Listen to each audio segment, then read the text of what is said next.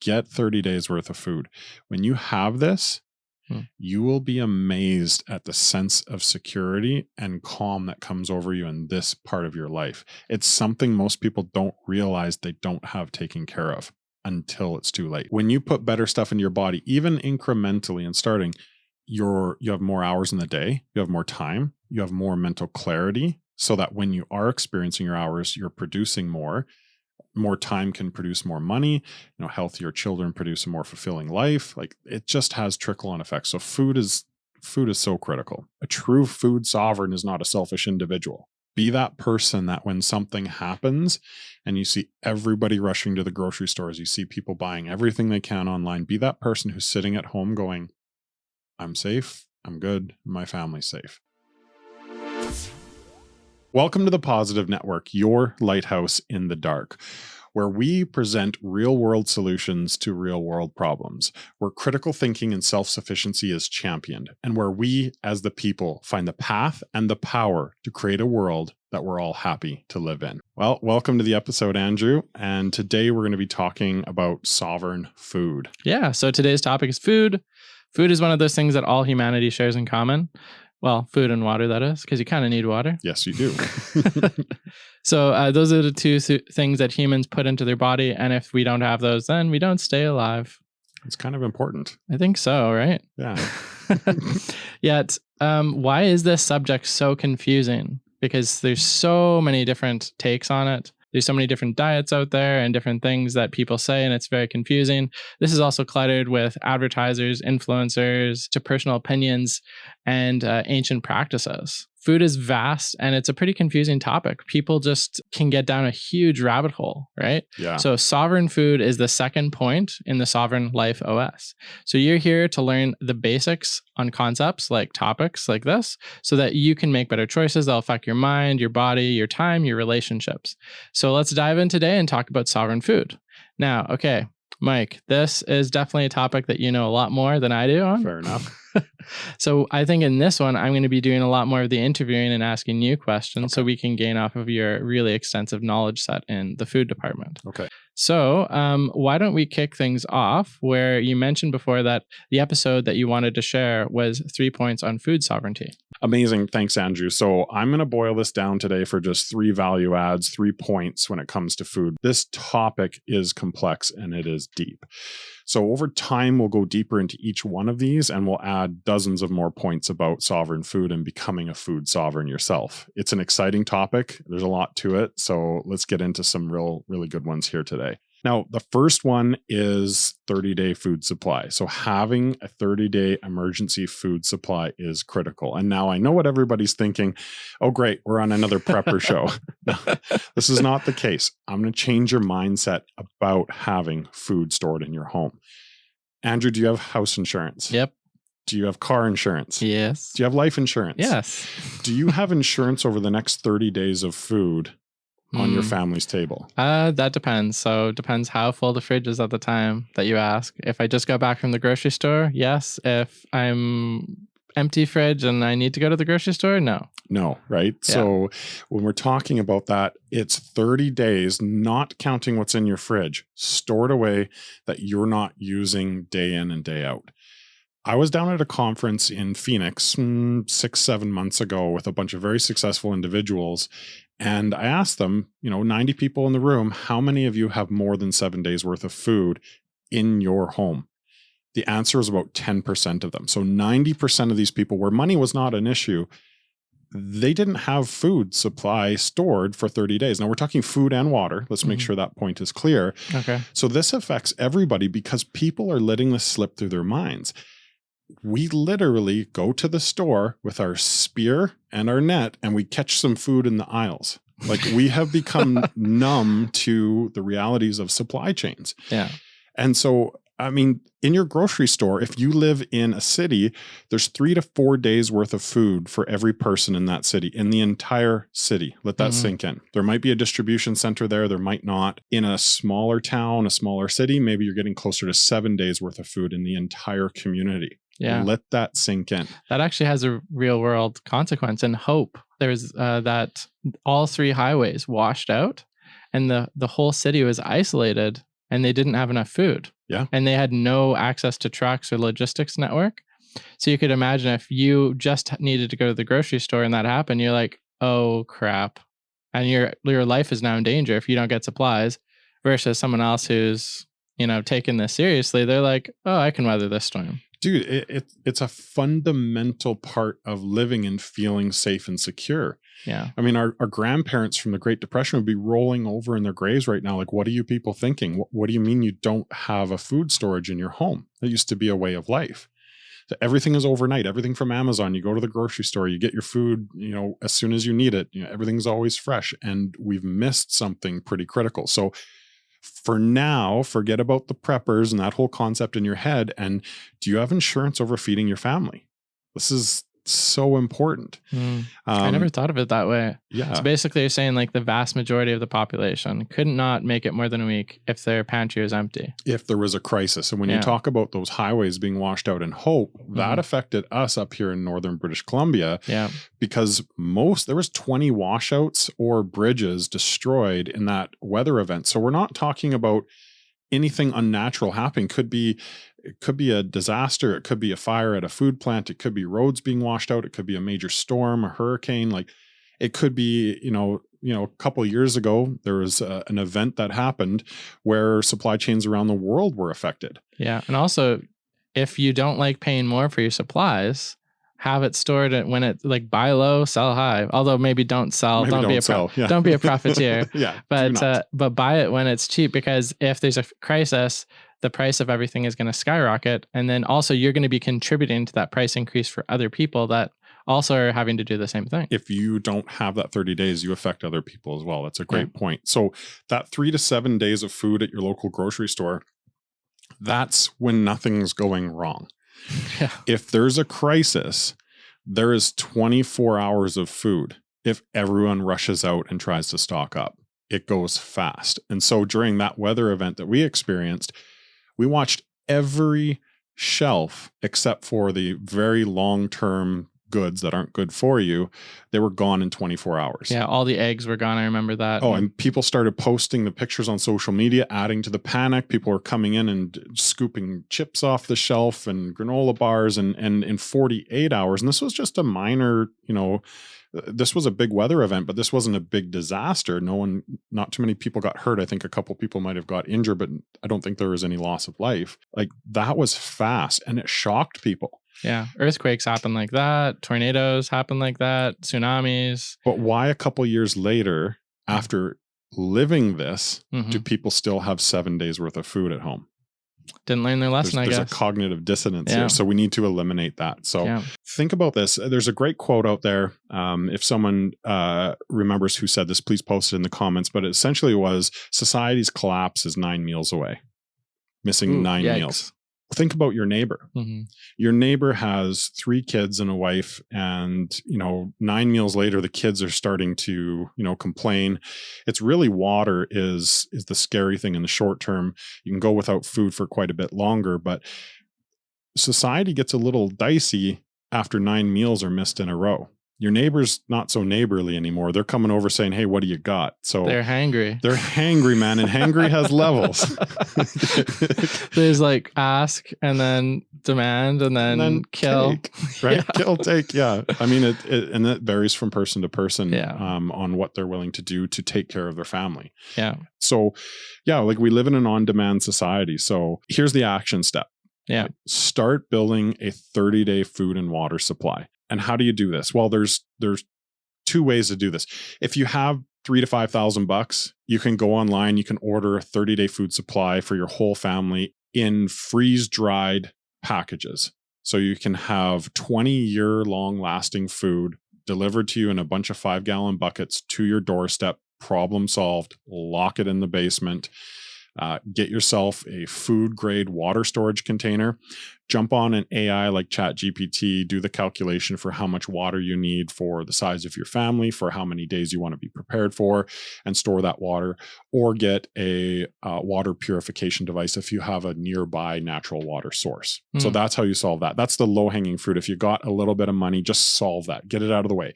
Don't buy your next Tesla stock. Don't do your next investment. Stop buying Starbucks for a month, please. get 30 days worth of food.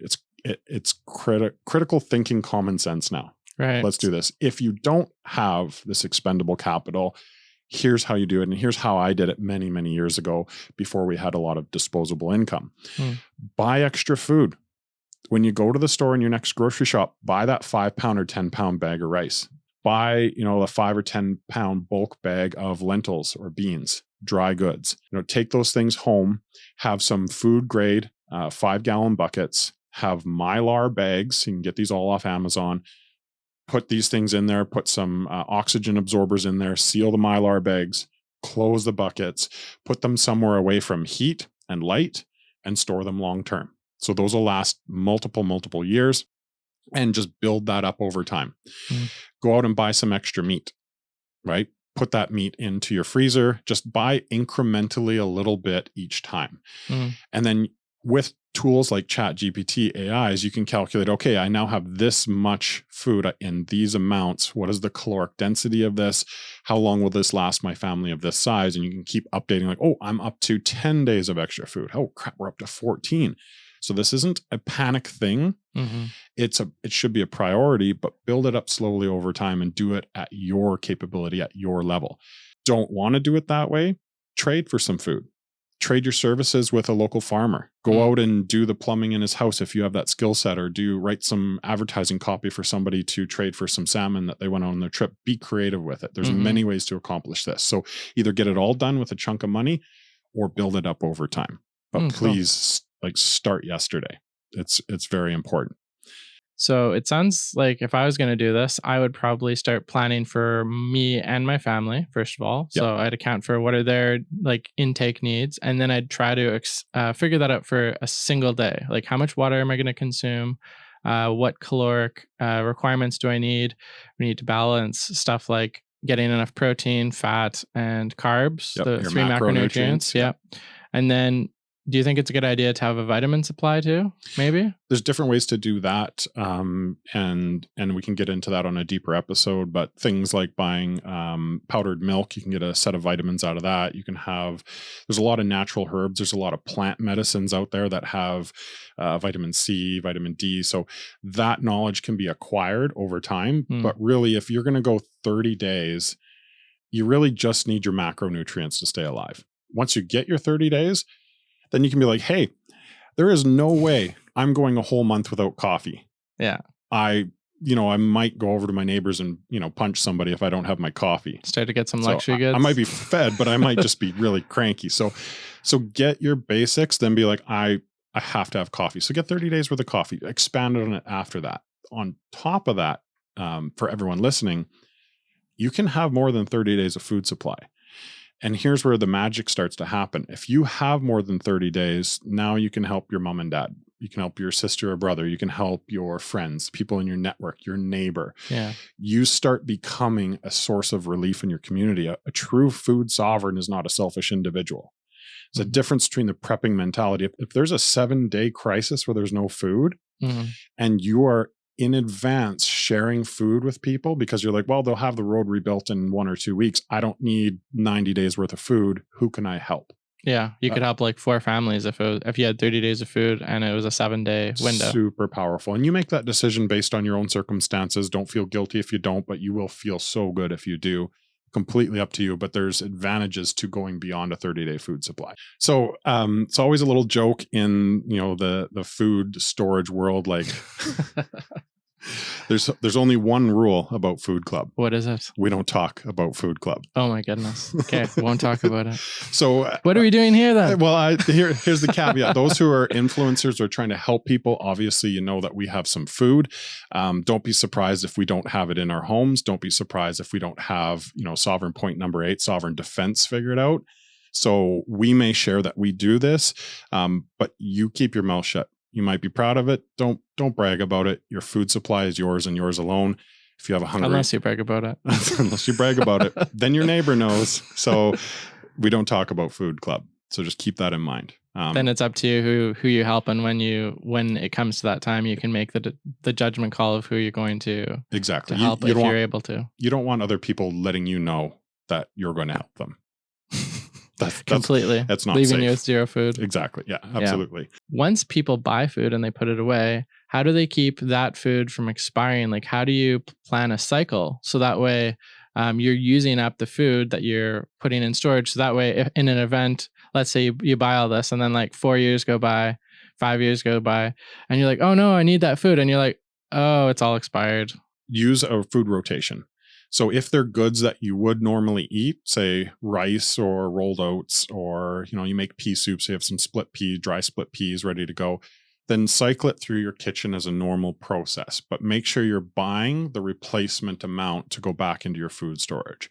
So if you're not doing freeze-dried food, which I'll talk about in a second, then cycle it through your kitchen. If there's things where you're like, I don't want pinto beans, I'm not going to cycle those through my kitchen. No, and write down on the container when you stored it, when the approximate expiry is. It might be 2 or 3 years. Look it up. Each food is different. Maybe like a Post-it note so you can rip that off and put a new one on? Sure, yeah. Or if you have a Sharpie, just cross out your last one. By the 10 years later, you have a mosaic on your storage bins, and whatever. Then way you start again in white. If it starts out in white, it's black. Then you're like, oh, let's start again in white. Yeah. Once it's white, we go back to black. There you go. Over and over again. There you go. Yeah. So yeah, cycle it through. If you want it to last longer, it's expensive, and maybe you can do this with a group of friends or family members. You can buy a freeze dryer, and that's beautiful because it dehydrates the food. Those MREs, meals ready to go. Yeah, it basically makes those. It pulls all the moisture out of the food. That lasts 20 to 25 years. So basically, eat like an astronaut. Eat like an astronaut. It's surprising how good the meals can be, though. You can do a whole pot of chili, and you can literally freeze dry it, and you can rehydrate it at any time in the next 20 years. Dang. It's a fascinating technology. That is pretty cool. So that's another option. They are a bit pricey. We should do a video on that. We will do a video on that. Legit full deep dive into that. We will. We'll do a whole thing of that on YouTube for people. All right. So next topic, switching up your diet to clean whole foods. Now, I can't stress this enough. Like, what you put in your body is what you get out of your body. It's also what you get out of your mind. So we're talking brain fog. We're talking all sorts of physical ailments.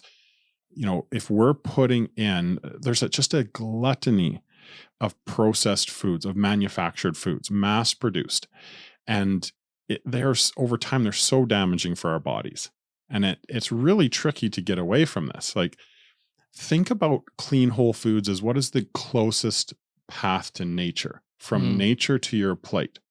So a vegetable pulled out of a garden where what was put in the soil, where the watering source, where the seeds, either by you doing it yourself or proximity or knowledge of the advertising practices of the farmer, or if you eat meat, the process of that coming from the farm to your table.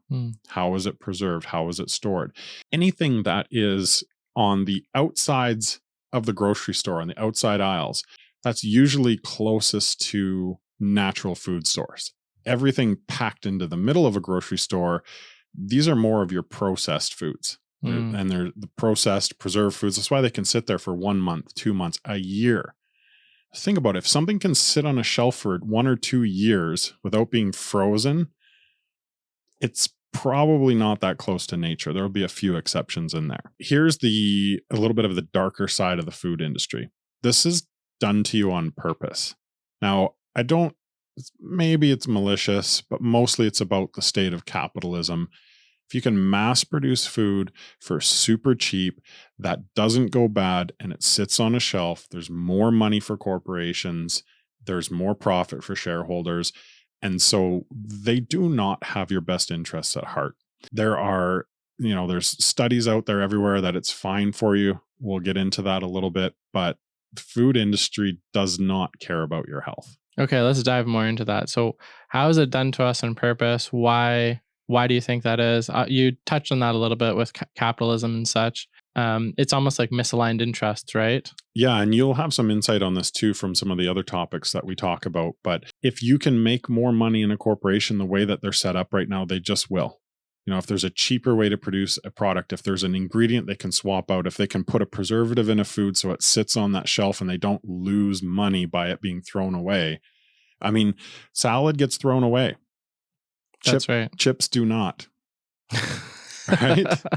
Like, yeah, no one's gonna eat like a slimy brown lettuce leaf. one of my Achilles heels is ice cream. I love ice cream. It's something I'm trying to get out of my life, or at least reduce to a bit of a more manageable level. Over the years, we've had ice cream, bought different types of it. So we try to get very natural ice cream with 2 or 3 ingredients in it. You can still do this. There's only a few of them out there.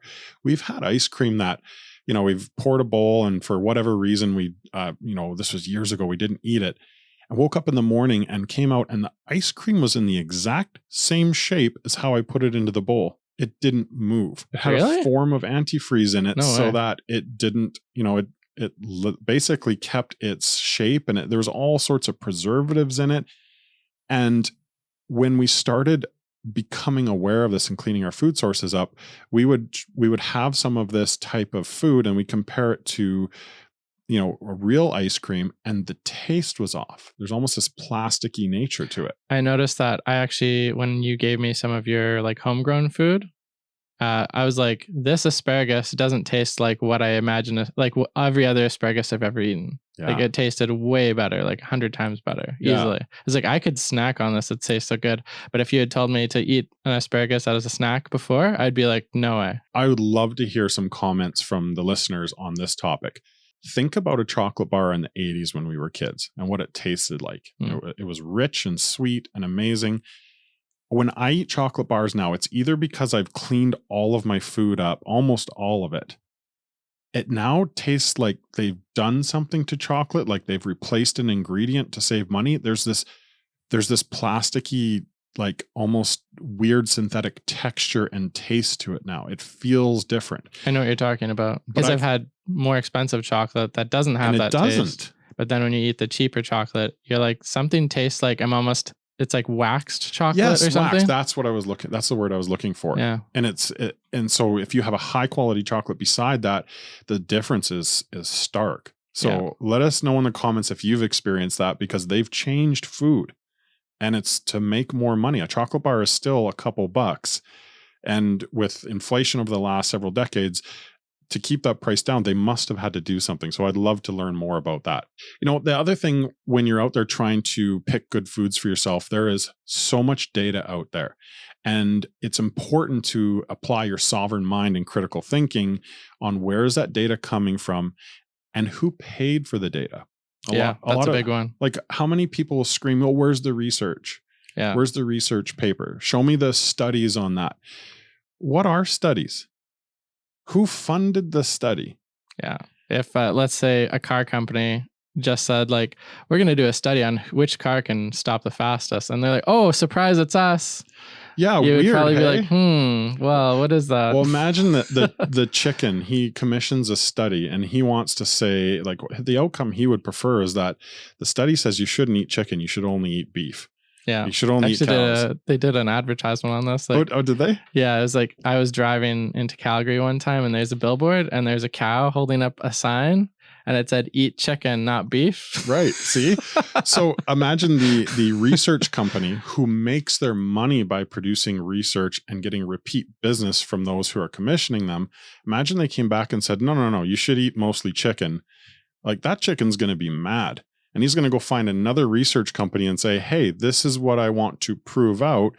It's parts of the system are biased heavily. We're going to talk about that at another time, because it applies to more than just food. But I mean, the chicken's not going to pay for a study that says to eat them, right? No. And same as a company's not going to pay for a study that says their food is bad for you. Yeah. So it's inherently corrupted just at that point. So remember that between companies that produce the food, between influencers are out there who are saying, "Hey, eat this food. Oh, look, there's my affiliate commission."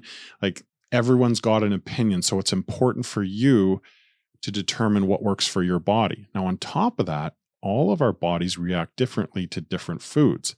So what an influencer says to you or what your friend says to you, it doesn't matter if that thing is healthy. It may not work for your body.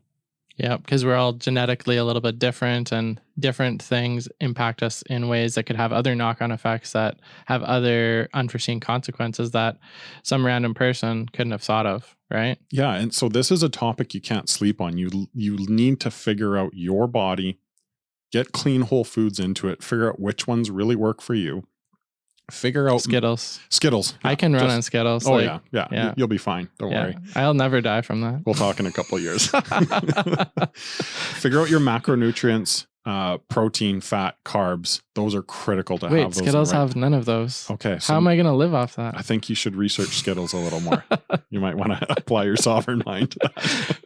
The official government food guides that list off the things you should eat in order of priority, I mean, those things are paid for too by interest groups. Yeah. So build your own plan and build it over time and just do it incrementally.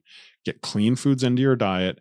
You can't do this overnight. So eliminate what you can from processed foods. It also costs a little bit more to eat a clean whole food diet. So you're going to have to put some tactics into place if money becomes a barrier for you. Of course, we have topic number 5, sovereign money, where we can teach you a little bit about how to free up a little bit of money. So you can, all these points work together. They all help each other out. You could also make the argument that when you put in good food into your body, you start performing better, which creates more money, which then basically pays for... That's the beauty of the Sovereign Life itself, OS. Right? Absolutely. Yeah. When you put better stuff into your body, even incrementally and starting, you have more hours in the day, you have more time, you have more mental clarity, so that when you are experiencing your hours, you're producing more time can produce more money, healthier children produce a more fulfilling life. Like, it just has trickle-on effects. So food is so critical. Yeah. So if I was going to start implementing this, here's what I would probably start thinking about is I would identify each of the sources. So water might be my first one because it's such an important thing. And then I might go into, let's say, a list of how am I going to get my carbs? Where am I going to get my clean protein? Where am I going to get my clean fats? That might be a little cross because protein, like let's say a steak, that's a combination of protein and fat. Yeah. So where are you going to get those? And if you're a vegan or whatever, then where are you going to get clean protein from in non-meat forms? And then where are you going to make up the fat? Like probably nuts, like peanut butter, stuff like that. Yeah. Again, I'm going to reference AI. It makes all this information very accessible to you. A free version of ChatGPT 3.5. You can learn a ton about macronutrients. You can learn a ton about clean foods. And tell me we're going to do a deep dive on this later. Oh, dude, we will. Absolutely. This is a passionate topic for me. So very, very cool. We'll get into that one. Okay. Sure. So you did the last joke. So I'm going to do a dad joke here. Okay. You ready? Yeah. Okay. So why did the tomato turn red? Because it saw the salad dressing with poison ivy. Yes. Lame, but... I love it. That's what children do too. Moving on. Yeah, dad jokes are a central theme in our life now. Oh, man. I was making dad jokes before I was a dad. So then once I became a dad, I was like, yes, I feel like I can actually own this vindicated. Now. Yes. Yeah. You were just preparing, dude. I was ahead of my time. Yeah. I want to encourage people to learn how to grow food, but it's tricky. And a lot of times when I chat about people with this, they're like, well, I live in the city, or I don't have a yard, or I don't. And I'm sorry, but these are excuses because there's so many ways to do this. If you live in a city, there's multiple ways for you to grow food. So I thought I'd pick an easy one. And I want to talk a little bit about sprouts. So growing sprouts, you can do this really quickly, really affordably. You can do it in your own kitchen, and it literally takes a couple minutes a day to apply this process. You're going to be practicing having a green thumb. You're going to gain a skill here, right? It might not turn green, not green right yet. away. Your thumb isn't very green. Well, yeah, I wash it a lot. Yeah, tomato season in the greenhouse, it's hilarious. Does it actually get green? Yeah, and that's funny. I love the smell. You should post that. I Be will. like, I'm developing my green thumb. I will, absolutely. Tomatoes aren't too happy, but I'm full. So okay, so I have a kind of a pushback though. Wouldn't it take too long to start growing your own food?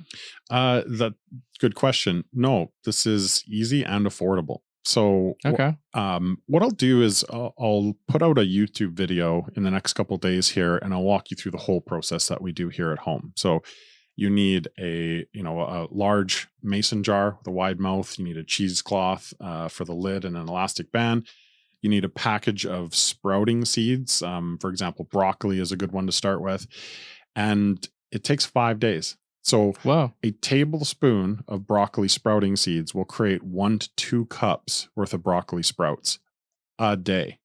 Whoa. And if you want to eat sprouts, go take a look at broccoli sprouts in the grocery store or broccoli greens. they can be a little pricey. So imagine eating one of those packages of sprouts every day. You add the cost up of that. And that's often why people say, oh man, I can't afford to eat clean. When you invest in your initial supplies, which is maybe $20 worth of stuff to grow sprouts, and then you get your sprouting seeds, you turn that into a large amount of healthy food. And there's a lot of vitamins and minerals. There's not a ton of carbs and protein. There's a little bit, but it's really the vitamins and the minerals that you're going to get out of growing these. So that might supplement like you get your macronutrients in storage. And then if you have sprouting going on, then maybe you don't need as much, have to worry about vitamins. It's skill stacking. Yeah. So you're adding all these different things together and they start to complement each other. So check out our YouTube video on this. I'll produce this and get this out, but you can grow sprouts in 5 days.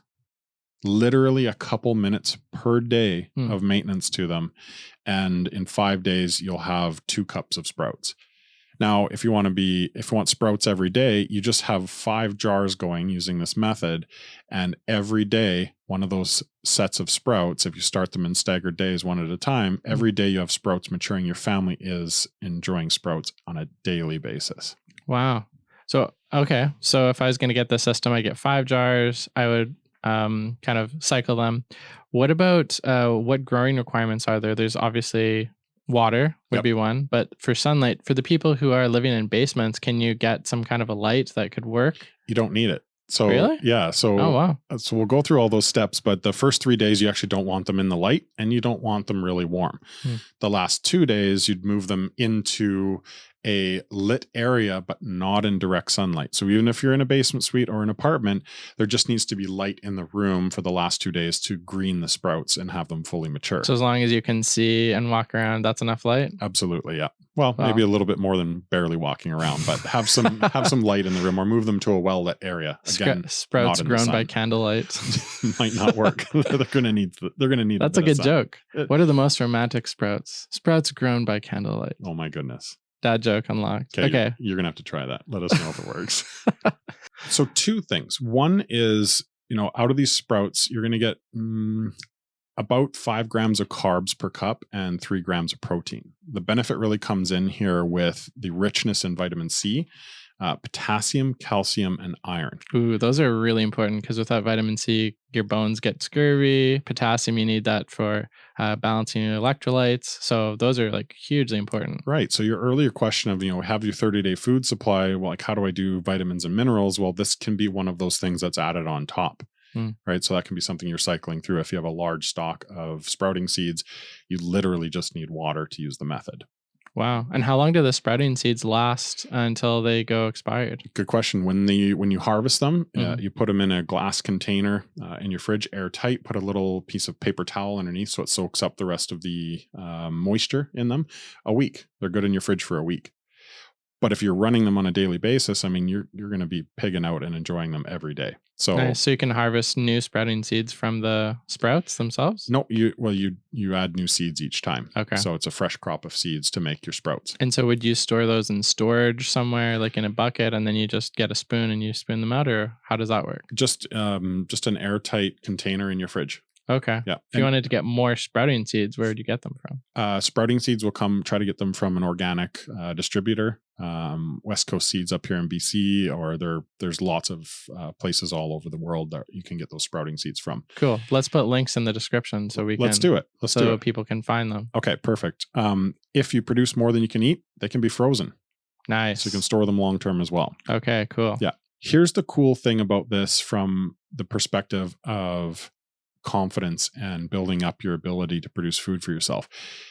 If you don't have a green thumb yet, this can kind of get you going, because what you're doing with the sprouting is you're going to bathe them in water, you drain them out, and then you put that jar upside down on a angled holder. You can get those on Amazon. I'll put the link in the YouTube description. And you're watching the sprouts sprout. You're actually watching the process that would happen if you put a seed into soil and you watered it and it sprouted and started reaching up for the sky. But this is happening without soil in a glass jar, and you're watching the growing process. So it's actually really exciting to see, and it gives you a perspective and an idea of the conditions needed in a soil-based growing process that you might get into later if this, catches your fancy and you want to Mm. get into it, but it really shows you the process of the growth of a plant in the early days. So Mm. it's very neat to see. Those were the 3 points, good things to start on. I want to touch on being a food sovereign and the process as you go through it. And as you grow and become, a higher level food sovereign, you have, more food available. Like during the pandemic, something that made us feel really, really good was we had the ability to provide food for people. We were able to share some of our food supply. We were able to buy some food and deliver it to friends, family, some of our employees in one of our companies. And that really is a special thing. And it was so appreciated by people. We were actually overwhelmed with the gratitude that came back to us when we were sharing food with other people. So there's levels to this. First, take care of your family, but then you can take care of other people. And it's an amazing feeling. Yeah. We had a few things stocked up, especially we had a little bit of toilet paper. That was key. So that was unexpected. We didn't anticipate that being a problem. How many people had oh shit moments during the pandemic because of toilet paper? Yeah, no kidding, right? So because of that, we didn't have to add to the panic buying. And so in a way, it gave me satisfaction knowing that I wasn't contributing to someone else not having any. Yeah. So that was a good thing for me, as far as an experience. My mom also, way back in the day, I think she's the one who taught me some food storage stuff. Is before Y2K happened, she got I think it was like a year's worth of supply of different foods in different 5-gallon buckets. So I got my first introduction to it there, and that was pretty interesting as a kid watching your parent do that. Yeah. So it kind of got the wheels turning. Like, you could stock up on certain things that you just need as basic survival. But I didn't really learn what she was doing because I was too young at the time. Yeah. And I want to re-stress, like Y2K, pandemics, natural disasters. Don't do this with a fear mindset. Yeah. Do this with an abundance mindset. Exactly. Do it because you just should be doing it, and just enjoy the feeling of knowing that you have food security. It's on the base level of Maslow's hierarchy of needs. Food, water, shelter. Food and water are so important. And when you have 30 days of food, so this is your action item of everything we talked about, get 30 days worth of food. When you have this, you will be amazed at the sense of security and calm that comes over you in this part of your life. It's something most people don't realize they don't have taken care of until it's too late. Be that person that when something happens and you see everybody rushing to the grocery stores, you see people buying everything they can online, be that person who's sitting at home going, I'm safe, I'm good, my family's safe. It's a nice place to be. It just makes your life a lot better. It's an amazing feeling. That's amazing. It's almost like having a bank account of food. Yeah. Okay, so wrapping up, thanks for tuning into this episode of the Positive Network podcast, where we as the people of this planet find the path and the power to stand up and make a world that we're all happy to live in. Thank you.